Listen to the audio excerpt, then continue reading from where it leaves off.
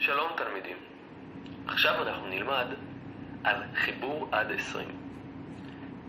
חיבור עד 20 הוא מאוד מאוד דומה לחיבור הבסיסי שלמדנו, שהיה עד 10.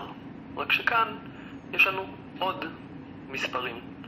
לדוגמה, אם ננסה לפתור את התרגיל 10 ועוד 7, ננסה שוב לדמיין איזשהו מקרה שיכול לקרות לנו.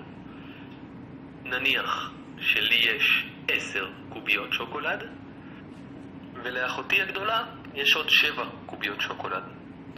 כדי לדעת כמה קוביות שוקולד יש לשנינו ביחד, נבצע פעולת חיבור, או במילים אחרות נספור את כמות קוביות השוקולד.